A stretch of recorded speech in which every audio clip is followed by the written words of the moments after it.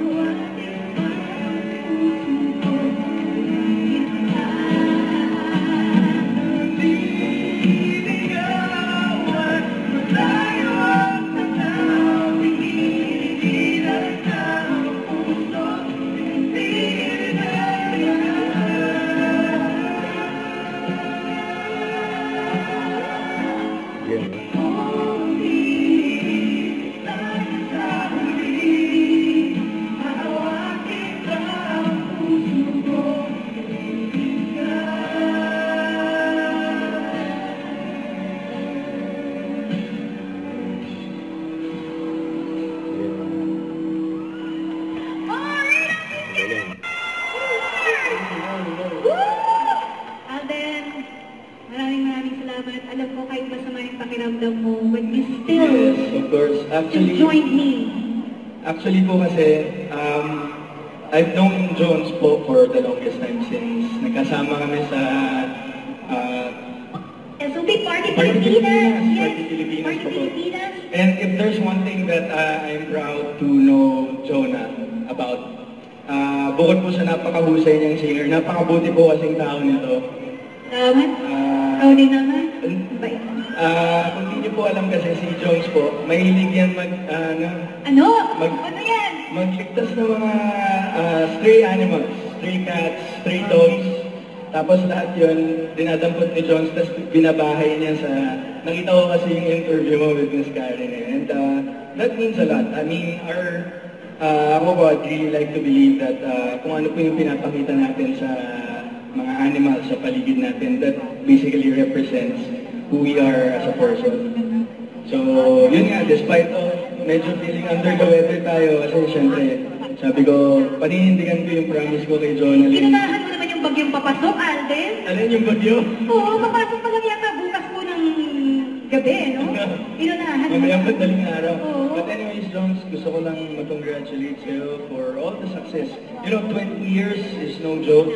Especially po sa panahon namin ngayon dito sa entertainment industry, for you to be able to stay for 2 decades is no joke.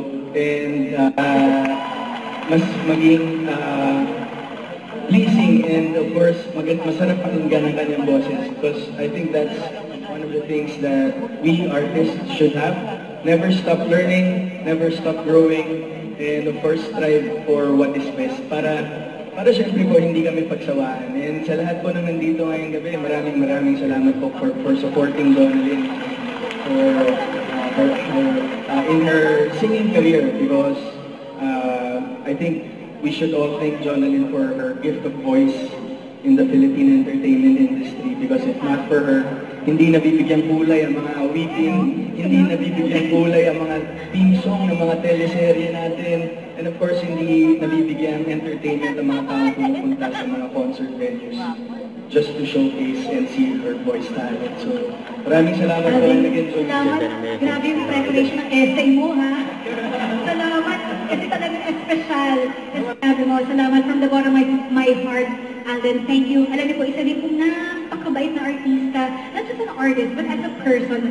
Kasi even noon, maliliit pa lang po yung mga venues ng concert ko. Pag tinatawagan ko po siya, Alden, pwede mo ba ako supportahan? Pwede ko ba mag-guest sa concert ko? He always says yes.